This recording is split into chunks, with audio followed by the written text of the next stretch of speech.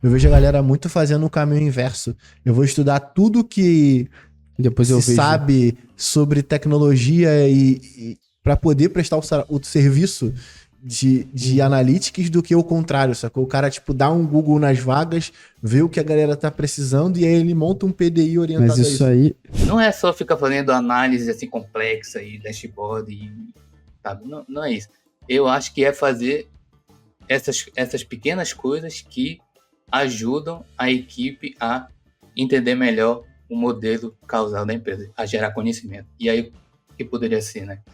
Ou eu vou documentar como é que eu fiz, eu vou fazer demo, e aí eu vou gravar e eu vou ficar enviando a cada uma semana. Eu vou, sabe, eu vou dividir a minha equipe, vou dizer, na minha empresa, em grupos, e aí eu vou identificar, pô, quem é que precisa mais de ajuda aqui? Fala aí, analítico de plantão, belezinha? Tá no ar mais um episódio deste que foi eleito o segundo melhor podcast de tecnologia do Brasil pelo Prêmio Melhores Podcasts Brasil. Olha só a moral. Luciano, parece que a gente foi alguma coisa certa, cara. Ou as outras pessoas estão fazendo alguma coisa errada, né? Dá um pouquinho de moral pra gente, pô. Sim. Maneiro. Maneiro. Mais uma vez, ó. Obrigado pra todo mundo que votou na gente aí. Muito thanks por isso. Moral absurda. Não é à toa que a gente tá trazendo temas como carreira em dados, como se tornar um profissional essencial no mercado. E pra isso, logicamente, eu e o Luciano não poderíamos fazer um podcast desse sozinhos. Tem que trazer alguém que Entende de fato de dessa Belém pra Dijon, de Dijon pra Belém, torcedor do Papão da Curuzu. Senhor Heitor Sasaki, seja bem-vindo de novo no Analytics Talks. Muito obrigado pelo convite. E fico feliz realmente de ser a minha segunda participação, né? Quer dizer também que alguma coisa boa eu fiz também lá na primeira. porra. Ou que os outros convidados fez alguma coisa errada. Exatamente. Obrigado demais, irmão, por arrumar um tempo aí pra conversar com a gente e ajudar a nossa audiência. Pra gente começar, cara, eu queria perguntar pra você e trazer pra você quais são os primeiros passos que as pessoas que estão interessadas em dados têm que dar pra ingressar nessa área. Porque a gente sabe que é uma área que tá crescendo, mas que ainda assim é uma área que tem muita desinformação no mercado. E falta também de caminhos, vamos dizer assim, trilhas que ajudem a pessoa. Então, pra gente começar aqui o nosso episódio com o pé direito, quais são os passos aí, talvez, para a pessoa que quer ingressar na área de dados? Começando por você e depois a gente pulveriza. Assim, eu acho que os primeiros passos é não se afobar muito, sabe? Porque pelo que eu observei, né, conversando assim com as pessoas, é que muita gente vai no hype de querer se tornar, por exemplo, só cientista de dados. E ela não entende que existem diversos caminhos que uma pessoa pode seguir e que talvez seja o fit seja melhor, né? Caso ela realmente faça uma pesquisa. Então, por exemplo, a gente sabe que a gente pode trabalhar na área digital, né, do Digital Analytics, a gente pode trabalhar como engenheiro de dados, tem engenheiro de Analytics, aí tem analista de dados, né? E apesar de a gente estar trabalhando tudo com dados, né, muda um pouco assim vamos dizer, a área de atuação e como é assim no dia a dia, né? E também, claro, as oportunidades. Eu acho que dependendo de qual é o cargo que tu escolhes, vai aumentar talvez a dificuldade na hora de estudar, mas também tem um trade-off, né? Quanto mais difícil menos concorrência vai ter, né? Então, Mas também tem pouquíssimas vagas para essas vagas muito nichadas, assim, né? Então, não é que o cara, para cientista de dados, não tá chovendo vaga. Então, ele tem que entender que tem pouquíssimas vagas também para esse cenário, mas também tem poucas pessoas concorrendo nessas vagas, porque nem todo mundo senta para poder estudar isso, né? sim, sim. Inclusive, é até um outro fator assim que quem está começando, né, não sabe. que é justamente que tem aquela curva de maturidade, né, de dados da empresa. E aí, para uma empresa realmente ter um cientista de dados de começar a usufruir, vamos dizer assim, né, do trabalho de um cientista de dados, ela já tem que estar um pouco mais lá na frente, né, nessa maturidade. E aí a gente sabe, né, que no Brasil a gente não está muito assim, né, não está muito nesse nível. Tem, claro, tem as grandes empresas, né, que já têm essa maturidade, mas, assim, eu não tenho dados, né, para confirmar isso. Eu tô no achismo aqui, né? Mas, assim, eu imagino que a grande maioria das empresas ainda não está nesse nível de realmente saber usufruir o cientista de dados. E aí o que acontece é né, a pessoa estuda muito, aí cria expectativa, não, eu vou virar cientista de dados. E às vezes ela é boa, mas, né, como não tem muita demanda, né, ela acaba desanimando e aí a gente sabe, né, ela vira uma bola de neve.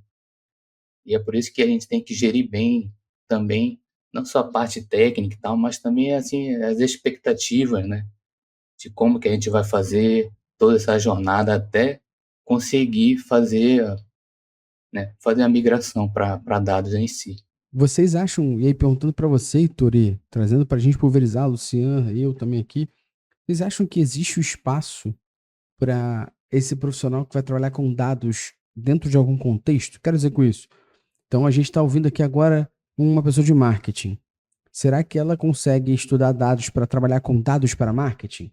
Uma pessoa de produto, será que ela consegue estudar dados para trabalhar com produto e dados dentro de uma companhia?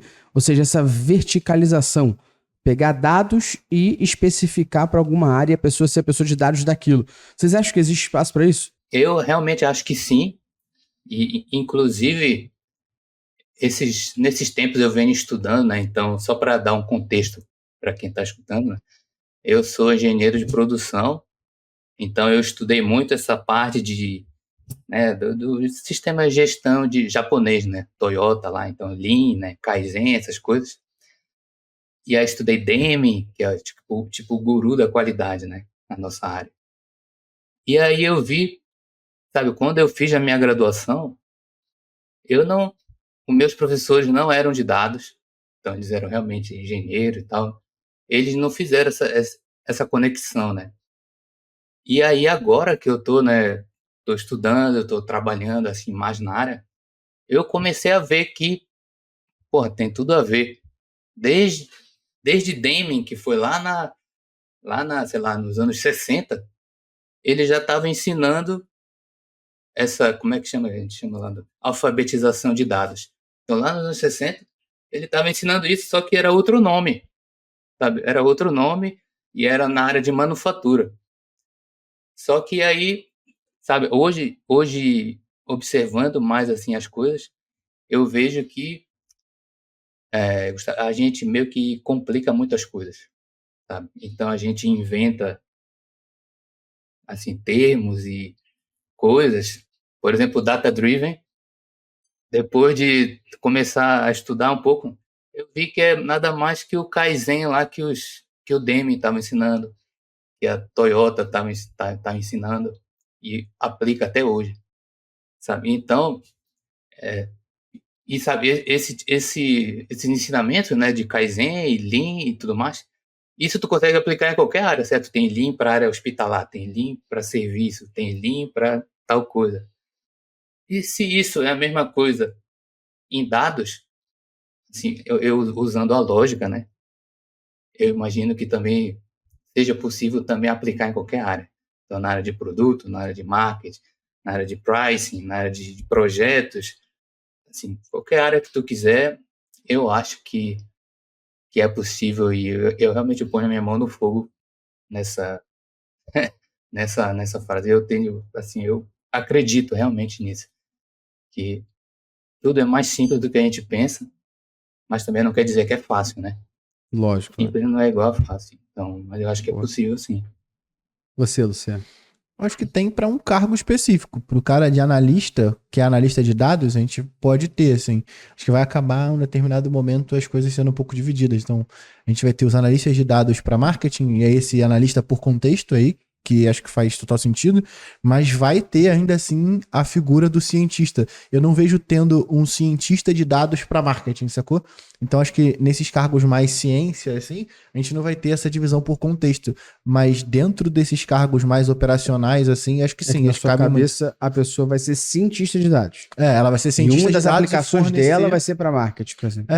e aí, eu acho que cabe muito um cenário onde a gente verticaliza o contexto, mas tem dentro dessas empresas uma área de quase de infraestrutura de dados, sabe? Para poder provisionar os ambientes. E aí ali dentro tem engenheiro, tem cientista, tem uma série de pessoas que estão ali para dar suporte a quem vai consumir. Eu acho que o case do iFood é muito interessante, né? Que a gente contou aqui naquele episódio com o Lucas Pedotti. E aí é muito maneiro porque eles conseguiram fazer exatamente esse cenário. Porque uma vez que as áreas começaram a se empoderar para poder conseguir consumir os dados sozinhos, a gente tem automaticamente analistas de dados de comercial, sacou? Ele vai criando essa visão, mas porque teve um time que provisionou desse ambiente de coleta, armazenamento e disponibilização dos dados. Então, acho que dentro da camada de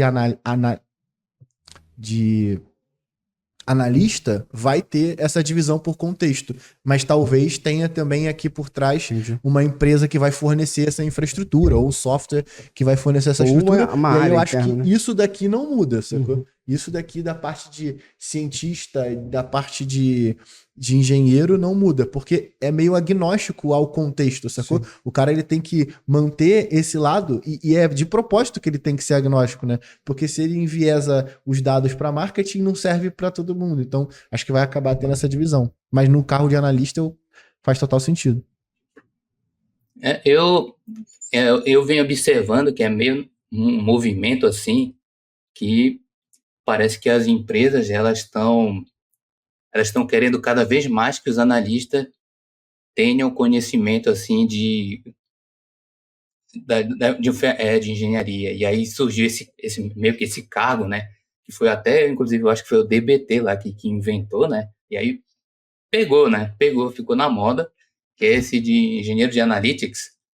E aí esse cargo é meio que um mix, né? Do engenheiro de dados com análise de dados, e aí ele realmente tem que saber o contexto do negócio, mas também tem que saber a Mas parte tu acha que o engenheiro de analytics, ele é muito mais um engenheiro de digital do que qualquer outra coisa?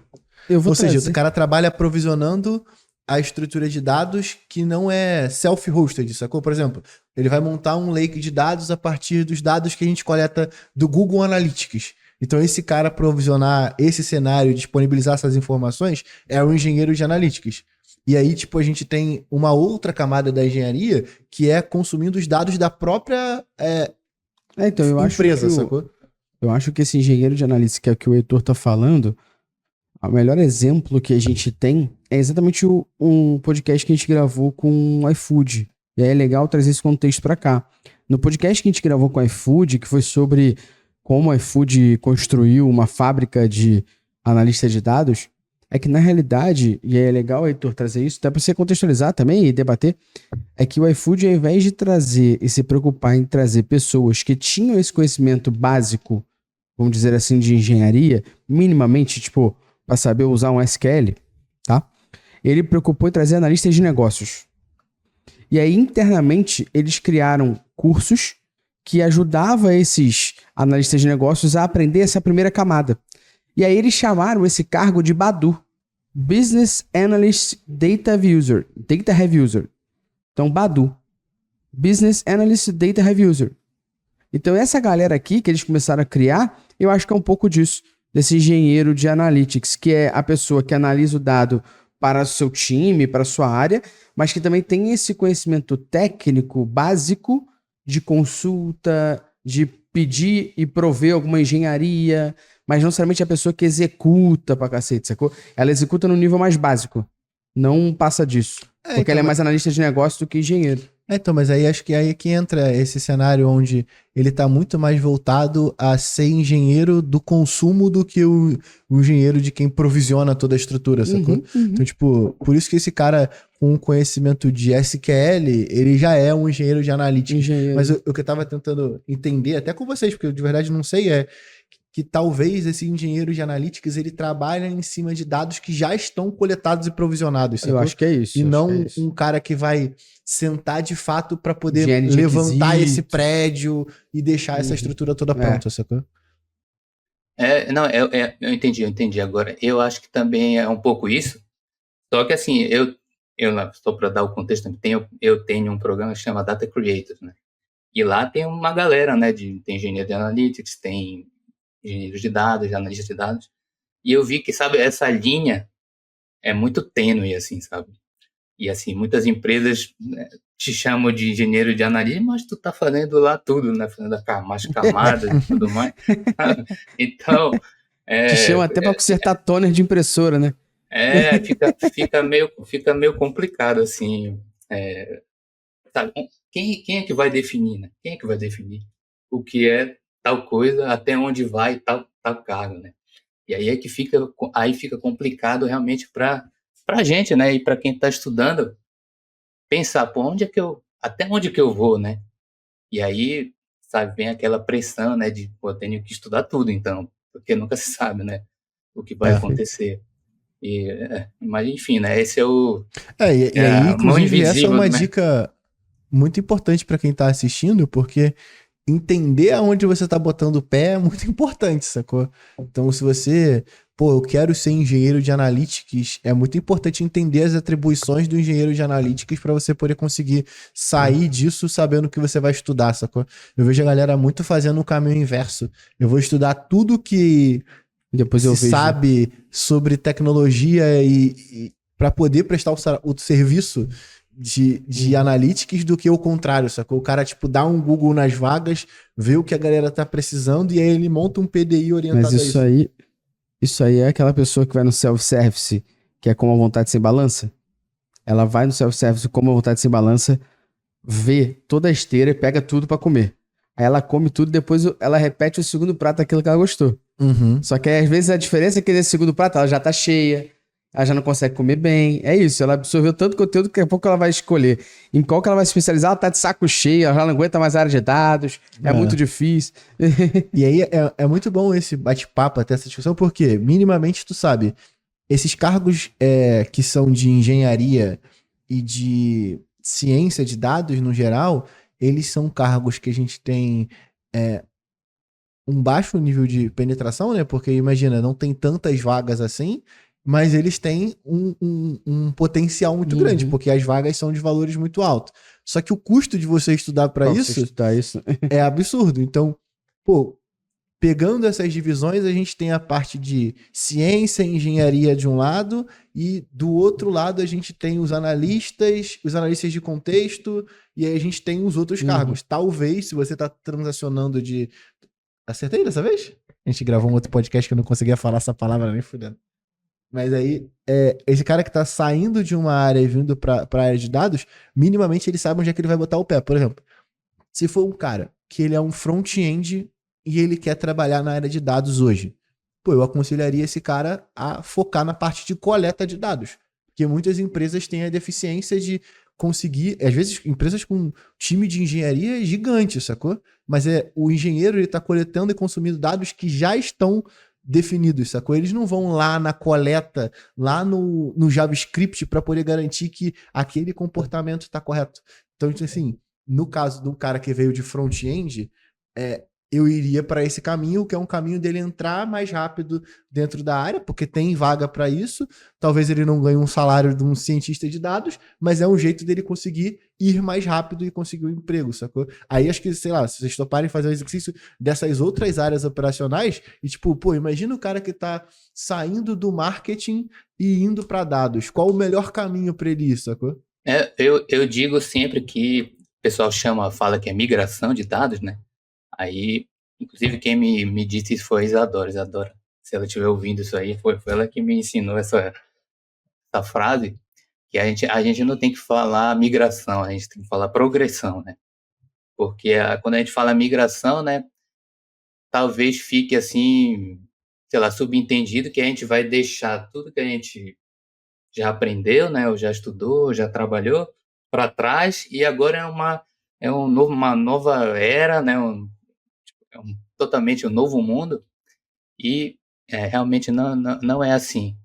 E esse exemplo que tu deste aí, por exemplo, é perfeito. Para quem já trabalha como dev, né?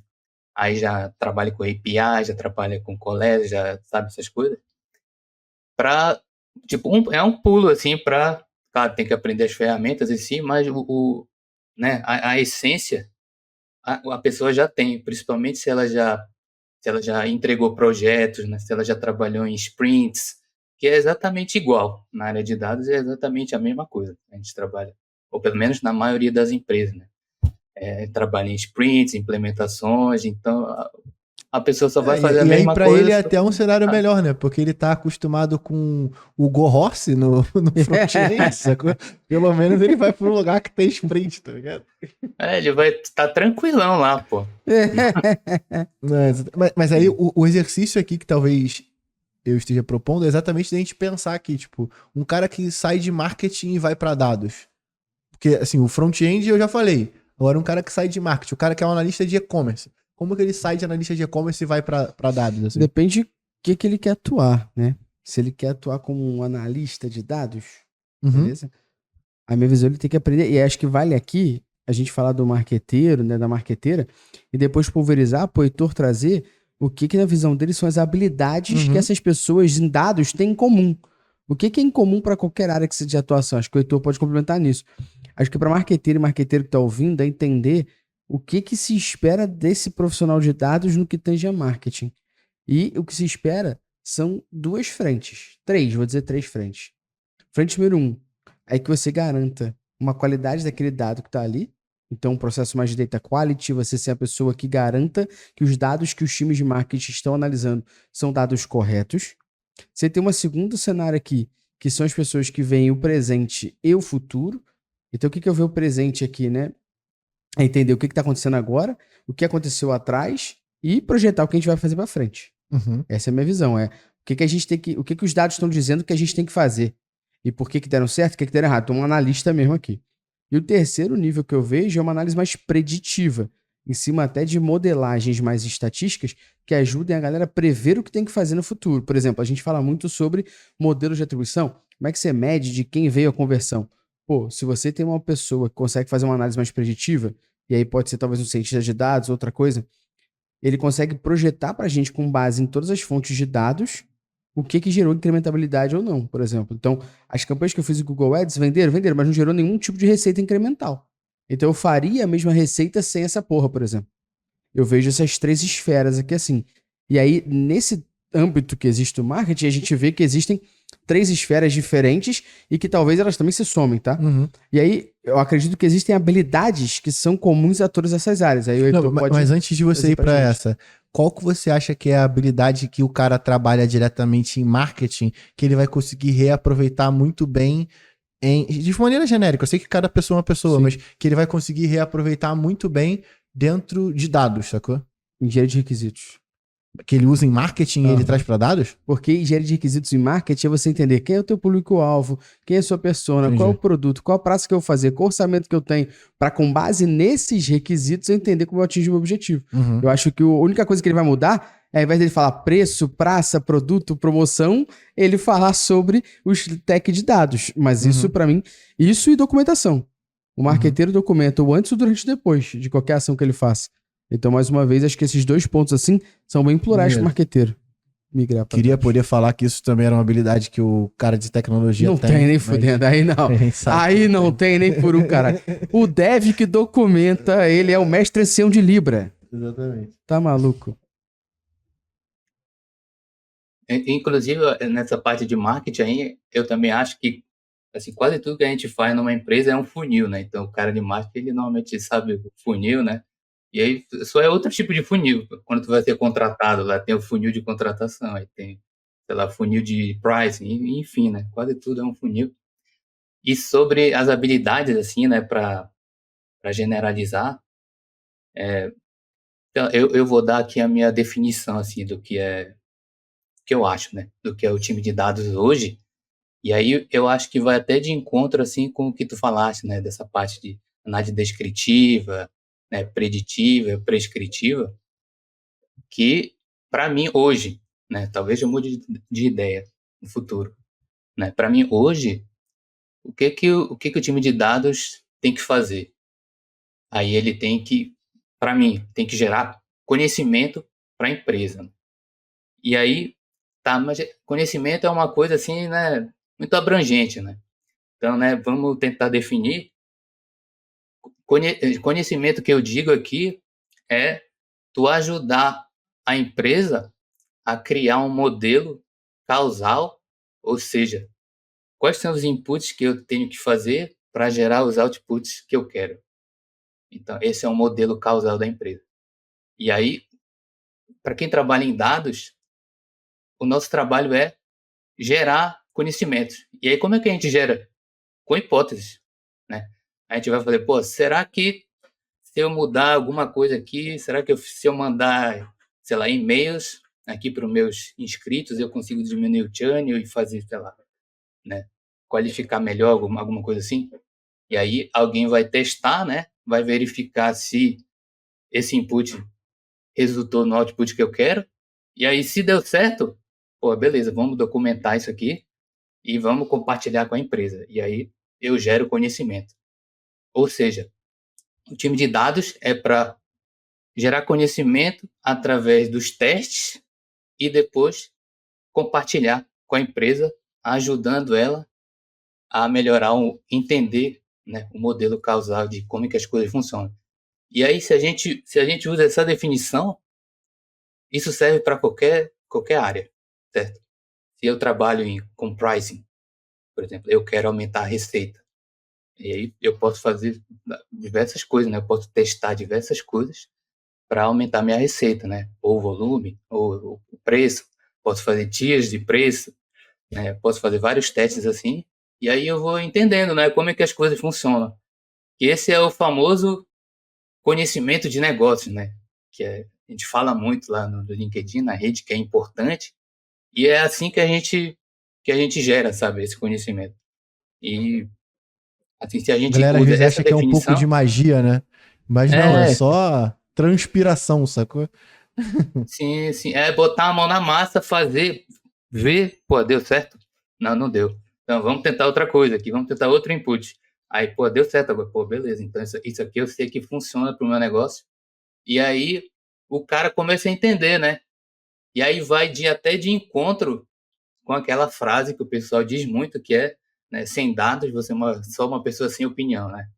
Só que pode ser que o cara fez tantos testes assim que ele já sabe, pô. Sabe? Então ele não precisa mais do dado. Ele já fez tantos testes desse que o conhecimento já está nele, já, que é a experiência, né? E aí a gente tem também que, né, claro, dadas as devidas proporções, a gente também tem que confiar no cara que já fez tantas que ele já sabe, né?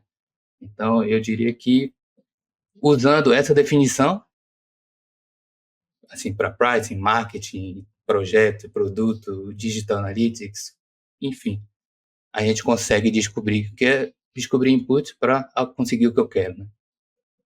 Eu não sei se a gente tem que confiar muito nesse cara que fala baseado na opinião dele e na experiência dele, não. É muito fácil a gente se enviesar pela opinião de uma pessoa que diz que tem experiência. Talvez, e aí eu concordo, tá? Mas dizer que tem experiência, eu te quero. Se ele. A pergunta acho que é assim. Vamos lá, ver se você concorda comigo, Heitor. Cara, não, mas pô, eu já fiz isso e deu errado.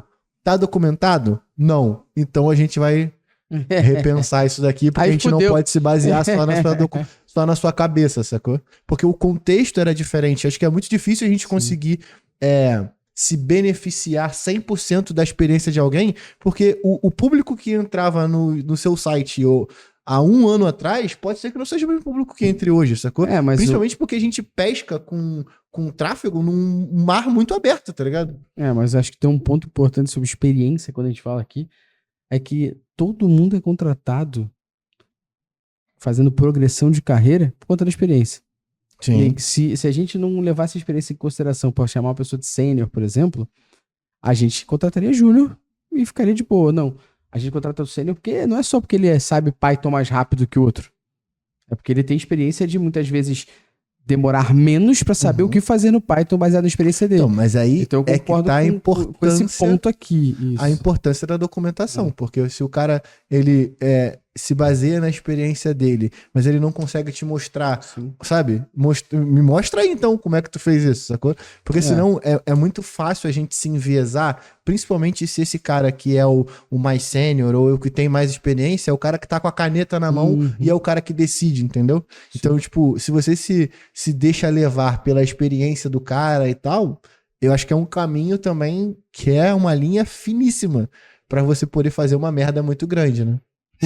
Não, eu concordo, e é por isso que eu disse lá que a gente tem que, o nosso trabalho para quem trabalha para quem é de dados, né, é ajudar a empresa, né, a Perfeito. entender melhor. Perfeito. E como é que a gente ajuda, né? Perfeito. A gente tem que documentar tudo, né?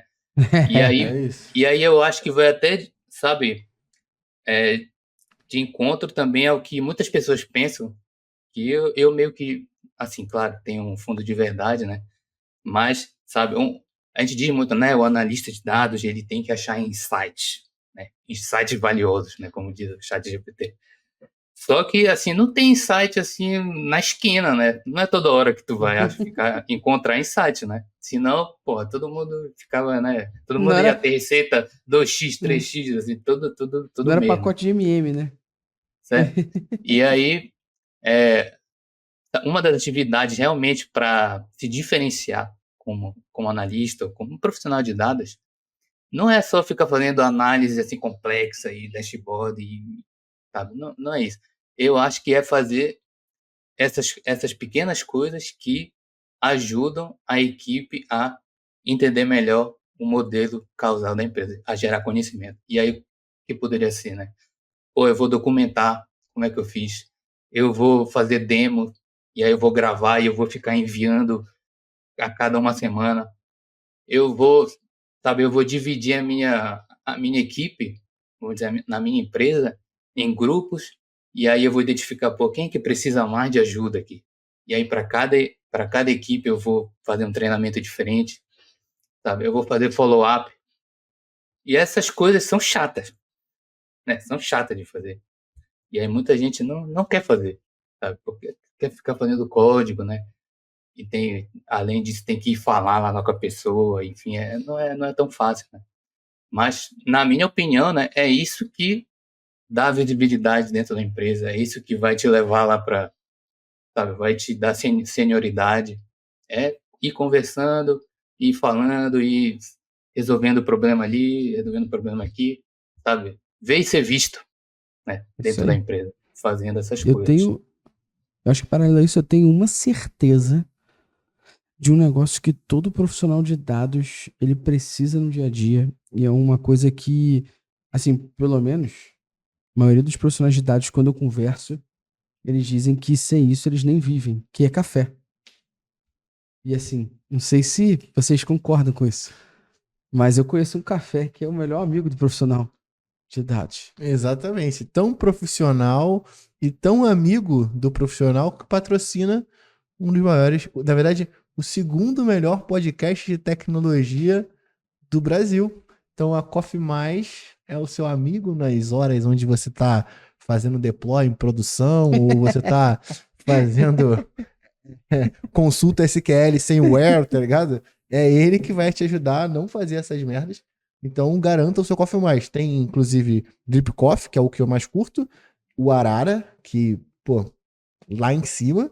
E tem também cápsula, beleza? Então você pode garantir seu café em cápsula, seu café em grão, do jeito que você quiser tomar seu café. E aqui no link vai ter um desconto para você poder conseguir É, garantir o seu café, a beleza? promoção da Coffee Mais muda toda hora, viu? Então Exatamente. você clica, pode ter 20%, pode Já ter teve galera 15%, que pode pegou ter 20% de 20%. pressa francesa.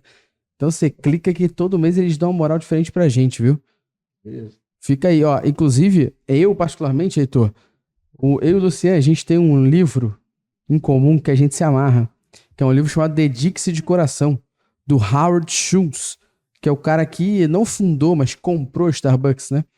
E toda vez que ele falava no livro dele que ele ia para uma reunião importante, alguma coisa, ele falava: passei o meu Sumatra, fiz Sim. uma grande caneca e fui para a reunião. Eu me sinto Howard Schultz nesse momento, porque quando eu faço uma reunião importante, eu boto o meu coffee mais ali, ó, na Nespresso, aperto OK, sai meu cafezinho e é o quê?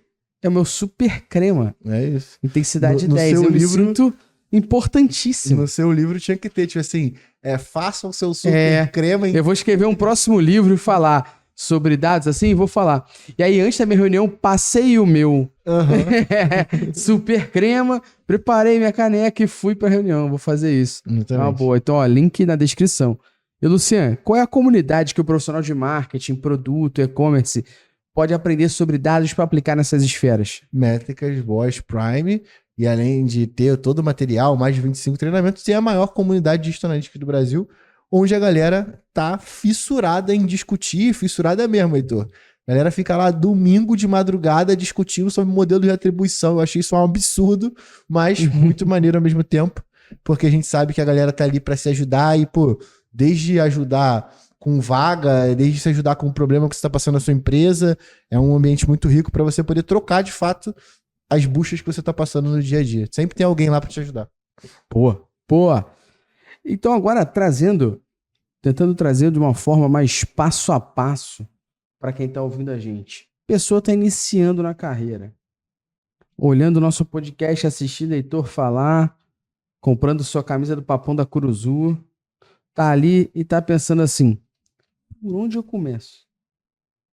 Me falam de Python, me falam de SQL, me falam de R, me falam do quê? Por onde eu começo? O que eu estudo, o que eu vejo? E aí eu queria separar isso em 2 tipos de habilidades, hein, Heitor, pra gente debater. Quais seriam as habilidades técnicas, que é o pontapé inicial para quem está começando, e depois habilidades comportamentais, que também vão ser importantes ao longo da carreira dessa profissional aí? Nas habilidades técnicas, assim, eu acho que não tem muito o que fugir, né? Assim, não importa muito, assim, até se tu quer ser engenheiro de dados, ou cientista de dados, ou analytics, ou analista, assim, todo mundo vai ter que saber SQL, ou as variações, né? Lá, BigQuery, enfim, né? Então, realmente, se eu fosse começar hoje do zero, seria a primeira coisa que eu iria estudar, realmente, SQL. Inclusive, quando eu comecei, né, eu estudei, assim, ninguém me falou nada, né, e aí eu comecei por... Não tinha um podcast desse, né, Heitor? Pois é. Aí eu comecei por Python, né, eu pensei, pô, eu vou fazer tudo em Python, né. E quando eu achei o meu primeiro trabalho de analista de dados, quase não usava Python. Eu usava SQL, aí eu tive que aprender, eram outros tempos, né. Me ensinaram no trabalho, então eu aprendi SQL no trabalho, mas hoje em dia está concorrido, né? Então a pessoa tem que saber antes. Então é bom ir estudando, fazendo portfólio, né, de SQL. E aí depois eu aprenderia Python. Então eu não aprenderia R, sabe? Assim, tem gente que prefere R, né, mas eu sou mais pragmático, né? Eu sou mais pragmático. Então, as vagas pedem mais Python, então eu aprendo Python. Então, aí depois, quando eu estiver bem, se eu quiser aprender, eu aprendo qualquer coisa. Depois, né? Mas eu acho que a gente tem que ser pragmático. E aí estudaria Python também. E, sabe, sinceramente, eu nem iria muito a fundo em Machine Learning. Sabe? Eu estudaria, sabe, coisas mais básicas, né, de Python. Mas Machine Learning, assim, talvez por gosto pessoal, né? Porque eu nunca vi muito sendo usado assim de uma maneira, sabe? Eu pararia e começaria realmente a fazer um portfólio de SQL e de Python, sabe? Fazia alguma coisa assim. E E depois, fazer mesmo o seu autoral. A gente já discutiu isso aqui em outros podcasts, que a galera acaba fazendo esses cursos e aí o cara do curso que está ensinando faz um projeto junto com os alunos, sacou? E aí qual é a merda disso? É que todo mundo que chega com o GitHub para ser entrevistado chega com o mesmo projeto. Então fazer o seu portfólio em cima de projetos autorais. Aprende que o cara está ensinando lá, faz aquele projeto, isso pode fazer parte do seu portfólio, mas minimamente tu tem que mostrar que você consegue fazer um depara daquele projeto que você fez no curso em algo do dia a dia ou em algo de negócio, sacou? Porque senão todo mundo chega pra... Tu deve passar isso aí também, né? todo mundo chega com o GitHub, com o mesmo projeto, com os mesmos commits, e a gente só vê que ele só fez o fork do repositório e falou que aquilo dali faz parte do portfólio dele, sacou? Ele que tomar muito cuidado.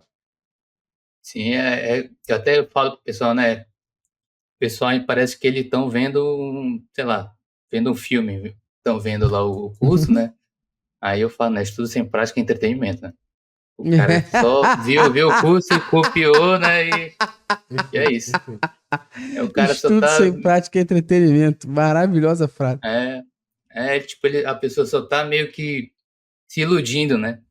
Pensando que, pô, Sim. eu gastei um tempo aqui vendo o curso e eu copiei aqui, né? Isso serve para. Isso me dá credibilidade.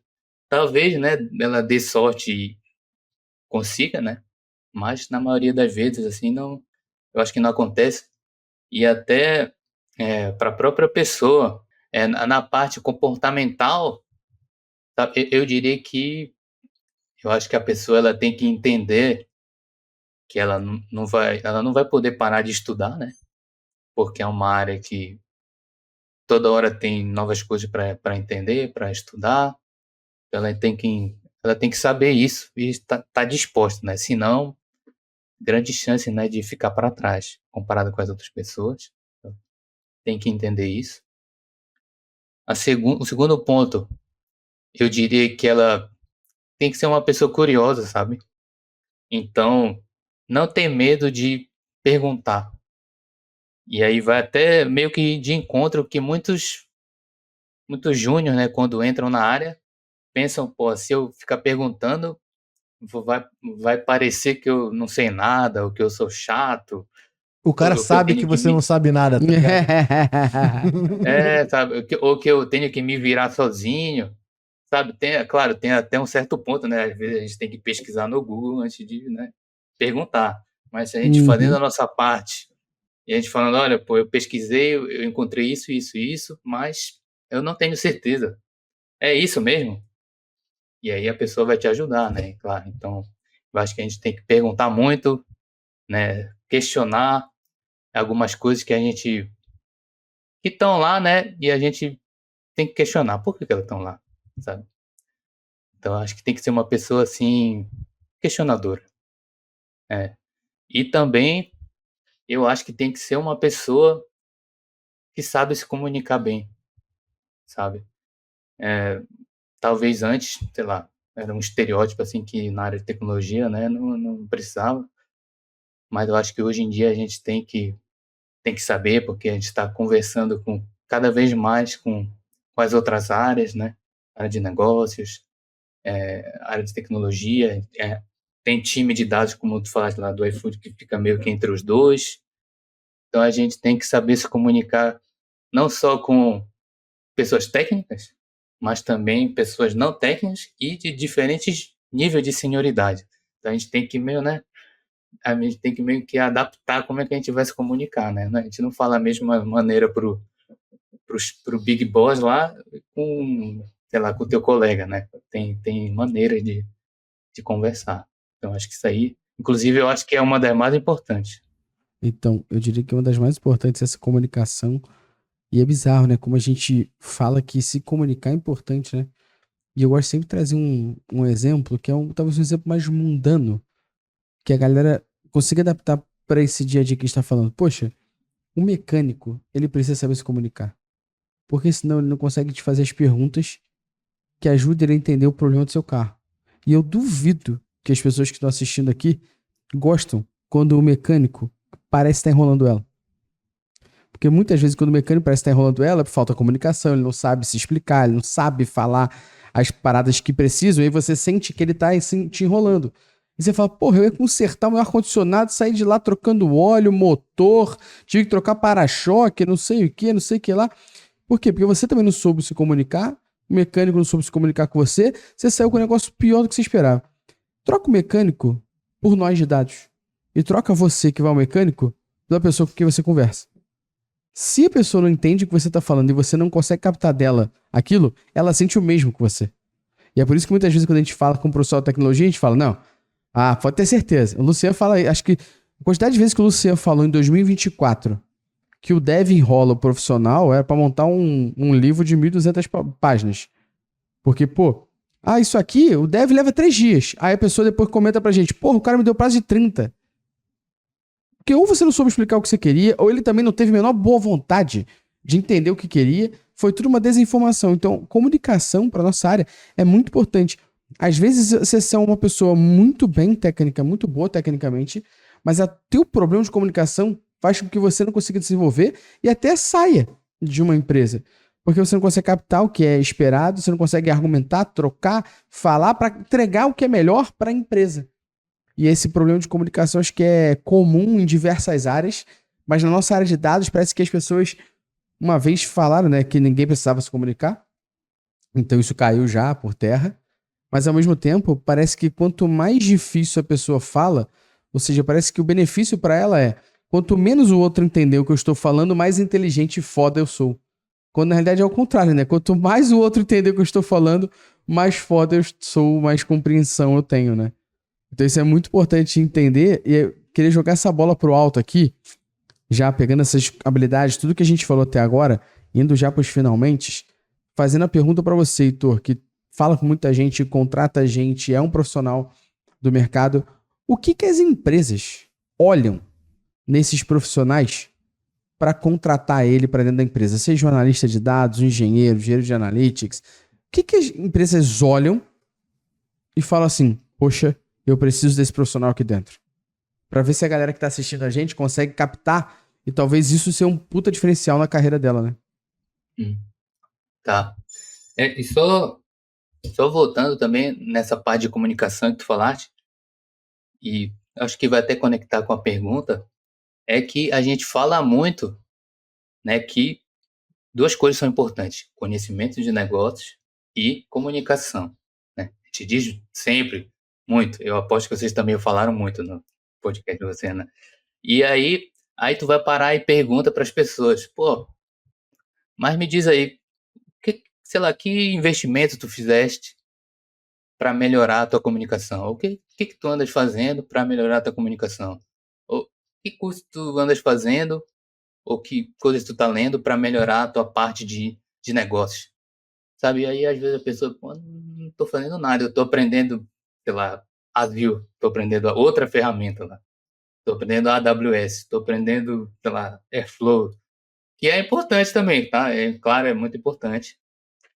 Mas, assim, as pessoas meio deixam de lado uma coisa que todo mundo sabe que é importante, que vem sendo falado toda hora. E, sabe, é uma das grandes ironias, assim, da área. Eu não sei por que acontece isso, mas... E aí isso até conecta com a tua pergunta. Assim, pelo menos para mim, né? Quando a gente faz entrevista, assim, não tem muito que... Não dá para analisar a fundo, né? Na hora de fazer a entrevista. Mas o que eu gosto muito é quando, sabe, não é... É uma conversa primeiro, né? E a pessoa ela faz várias perguntas. Ela quer entender realmente o contexto, de onde que ela vai trabalhar. E ela pergunta: como vocês fazem? Né? Ah, eu fazia assim lá na minha empresa, talvez eu possa ajudar, sabe?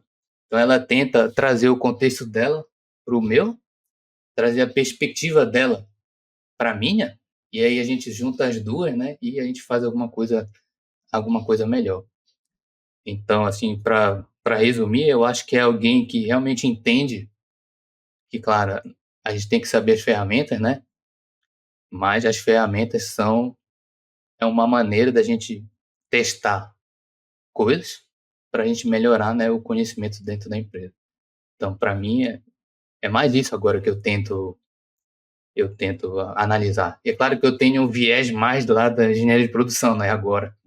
Mas é mais isso que eu estou tentando entender. Pô, tu realmente está entendendo o que tu está fazendo e por quê? E qual era o objetivo? E aí a gente vai perguntando isso. E às vezes a pessoa só faz e não sabe nem por quê, né?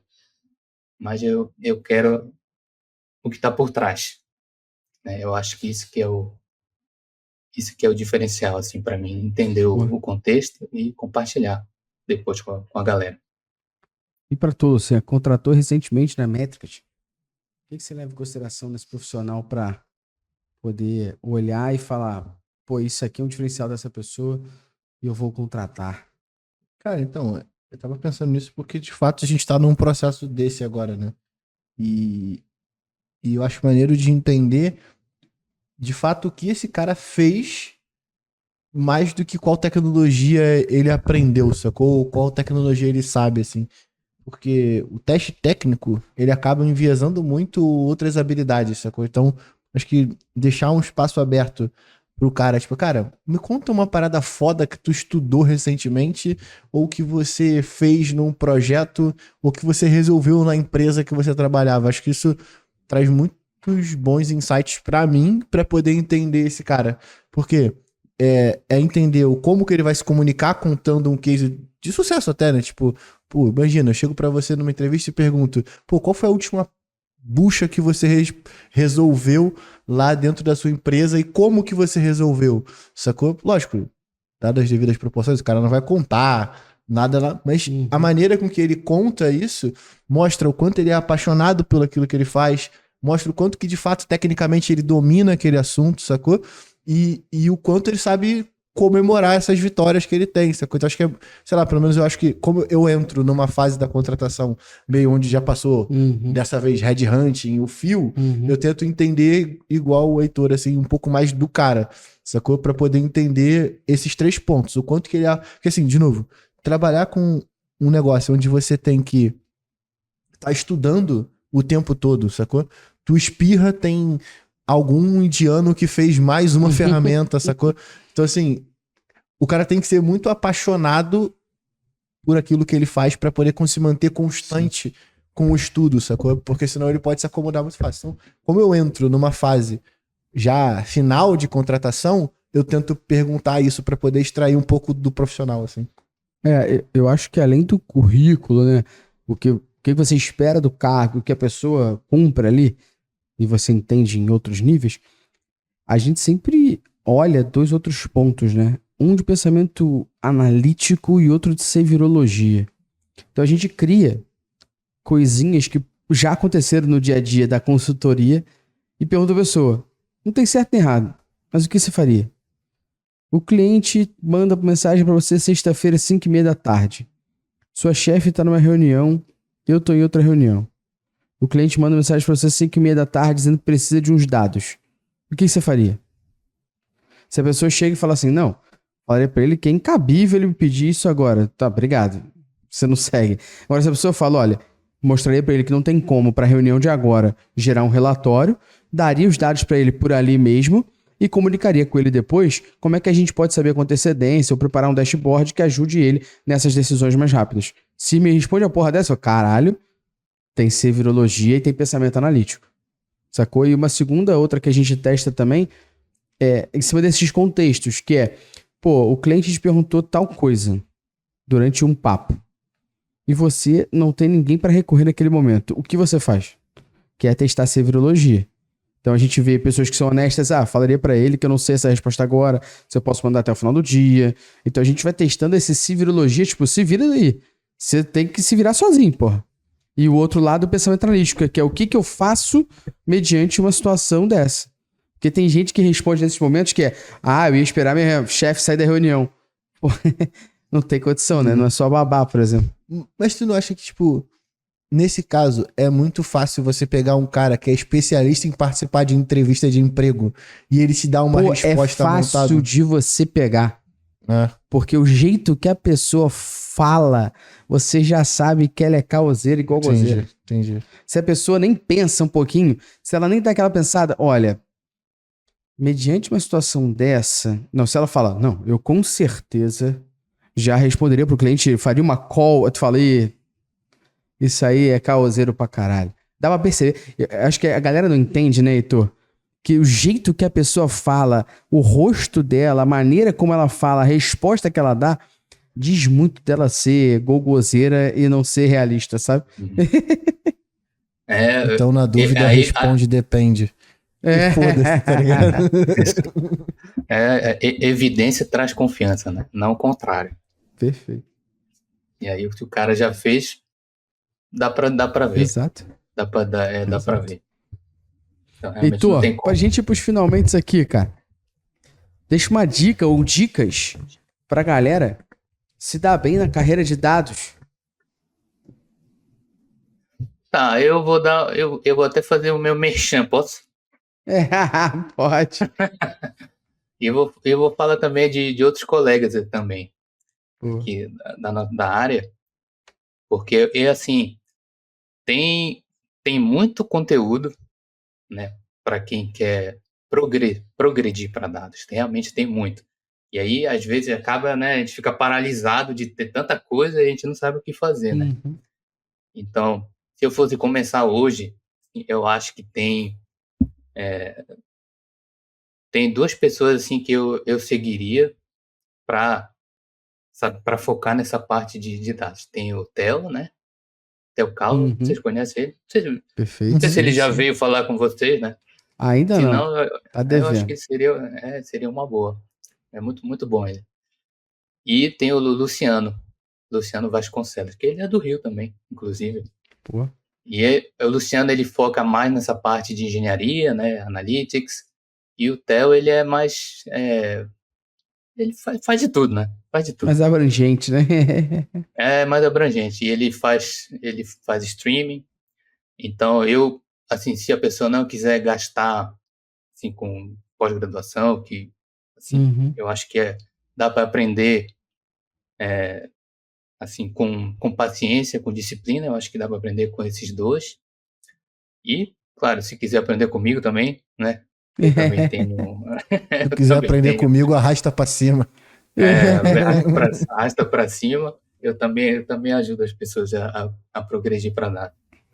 Mas, assim, sabe, eu percebi que, às vezes, o maior problema não é nem as ferramentas, ou, sabe, a dificuldade, ou a matemática, a Uhum. estatística.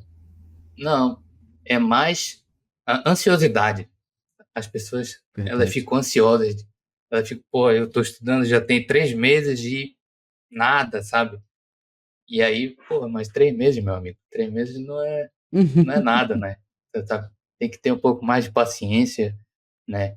Confiar que vai dar bom. Sim. E saber não tentar se comparar muito com outras pessoas. Porque Perfeito. tem gente que diz que começou do zero, né? E conseguiu uma vaga em, sei lá, em 2 meses. Mas aí tu vai ver, ela já trabalhava, sei lá, como contador, fazendo relatório e fazendo, né, contas e trabalhando no Excel, já sabia como funcionam as coisas, O do né? zero de cada um é diferente, né? Sim, exatamente. E aí a gente começa a se comparar e começa a ficar ansioso e, sabe, e desiste. Então, seria a minha dica também, não só se preocupar com essa parte técnica, né, mas também pensar um pouco né, na parte mental, assim, desse Pô. progresso, que também eu acho que tem que ser levado a sério também. Dicas finais, Luciano, além de tomar ansiolítico aí. Nada, pô. Beba água. Sacanagem. Cara, eu acho que algo que a gente acabou não falando aqui, mas eu acho muito importante para quem quiser, agora que eu aprendi progredir para a área de dados, cara, colocar uma vaga ou uma empresa objetivo para você poder trabalhar, sacou? Ou o que você quer, sabe? Sabe um dream job? Porque aí você pega aquelas atribuições e principalmente entender essa diferença da área de dados para algo mais ciência de dados, que aí você vai ter o Theo Calvo, o Luciano que você falou também, você que também compartilha conteúdo no LinkedIn e tal, e as outras áreas que estão envoltos da área de dados, para ele poder conseguir fazer esse deparo um pouco mais prático do que ele consegue aproveitar do trabalho dele anterior para esse de agora. Assim. Então, acho que é muito importante a gente ter noção de que, pô, dependendo da vaga, ou do lugar, ou do tipo de cargo que você está aplicando, talvez você nem precise trabalhar SQL de maneira prioritária, pô. Pode ter que precisar, por exemplo, de JavaScript, pô.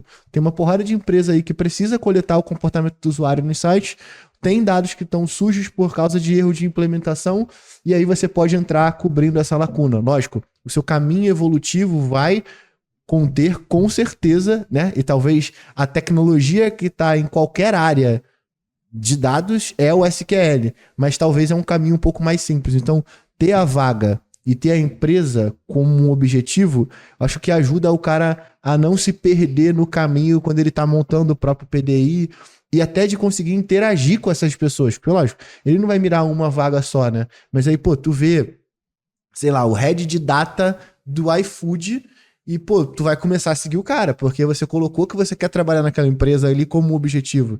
E aí tu vai começar a interagir com o cara. Então, entende? É o lance do funil que o Heitor falou, sacou? Você tá meio que afunilando o caminho pra você interagir mais com aquelas publicações do cara, se mostrar, né? É o ver e ser visto ali dentro do LinkedIn pra você poder conseguir chegar. E aí, beleza. Tudo isso que a gente conversou aqui também cabe. Mas acho que o início é muito importante, porque a gente precisa entender, igual quando a gente vai pensar sobre o objetivo de negócio, tipo, o objetivo de querer entrar numa empresa talvez possa te drivar a se condicionar melhor, porque no mínimo você tem, ó, cara, na vaga tal precisa disso, disso, disso, disso e disso. Pô, joga num chat GPT e vê, tipo, a vaga, o que eu preciso aprender para poder cumprir esses requisitos. Monta um plano, e aí talvez é um pouco mais pragmático, mas colocando um objetivo claro, talvez fique um pouco mais fácil, assim, do cara não se perder e parar, talvez, para poder utilizar ou estudar machine learning enquanto as empresas não estão nem maduras suficientes para isso, sacou? Vira meio que um rolê onde ele se enviesa à toa, porque ele tem que estudar tudo, ou ele acha que tem que estudar tudo. Eu me lembro até, Gustavo, aquelas que tu anda postando lá no Insta, lá aquelas lições da academia lá. Que nem isso, né? Tu não vai montar o teu treino, vai fazer tudo, né? Pode crer. Tem que definir o objetivo e aí tu monta o treino adequado para isso. Lembro. Pô, o ponto que eu daria aqui de final aqui seria você pelo menos conhecer um pouco da empresa que você está na tua vaga e pensar o que você poderia fazer para resolver. Às vezes você não vai resolver nada naquela empresa, mas só de você conversar com alguém falando o que você faria, e o que você faria pode dar match com alguma coisa que a empresa já faz. Por exemplo, então conhecer o mínimo sobre a empresa é muito importante. Vai pra vaga. Eu não conhecia a empresa antes, mas eu pesquisei. Entendi, inclusive, que eu poderia fazer assim se assado pra uma coisa XYZ de vocês. E eu vejo muitas vezes que a pessoa chega até pra gente aqui mesmo, com entrevista. Eu vi a vaga de vocês, submeti, mas eu não conheço. Porra, tu não se deu o trabalho de dar uma googlada antes da entrevista? Porra, não é possível, tu não tá querendo tanto. Tu só tem uma coisa mais do que eu. Porra, se fuder, não é possível. Então, minimamente pesquise sobre a empresa pra saber como é que você pode agregar e o que ela faz. É exemplo do que a gente falou o tempo todo aqui, né, Heitor? Contexto. E aqui é o contexto da aplicação de uma vaga dentro de alguma situação dessa. Heitor, mais uma vez, agregando demais aqui ao nosso podcast, aos nossos papos, às conversas. Quem não segue o Heitor no LinkedIn é maluco. Inclusive a newsletter dele é muito, muito boa. Espero que você fale um dia da gente. Nosso podcast, nessa newsletter maravilhosa, viu? Divulga lá também. Vou divulgar. Deixa a saudação final pra galera aí. Então, valeu pelo convite. Eu gosto muito de falar sobre esse assunto, sabe? De negócio, de dados. E sempre é um prazer falar com você. Eu acho bem legal como é que é feito o podcast, sabe? Que é bem formal, a gente vai falando aqui, eu acho diferenciado. Eu sempre estou pego de surpresa nesse marketing do café aí. De novo, eu não espero. Eu também. Essa daqui eu não esperava também. Eu pensando, o que ele vai falar aí? Pô, Não, ele ainda falou, essa daqui eu tenho certeza. É bom porque assim o ouvinte também não sabe que momento é o merchan, pô. Exatamente. Não tem como pular, né? Heitor, obrigado de novo, meu camarada. É um prazer trocar ideia contigo. Mais uma vez, muito obrigado por estar aqui com a gente. E você que ouviu a gente até agora, não esquece de seguir o Heitor aqui no LinkedIn, vai estar na descrição. Se você está ouvindo no Apple Podcasts, se inscreve, dá um joinha. Se está ouvindo no Spotify, se inscreve, dá um joinha, dá 5 estrelas. Se tá no YouTube, se inscreve, ativa o sininho, dá um like E em todas essas plataformas você pode deixar um comentário também sobre o que você achou aqui do podcast. Se você quer um outro tema, se você quer um outro entrevistado, reflexão que você teve, pergunta, a gente pode conectar com você. Vai ser sempre um prazer conversar com essa comunidade que fez a gente ser o segundo melhor podcast de tecnologia do Brasil. Muito obrigado, não esqueça, toda quinta-feira estamos aqui. Valeu! Valeu!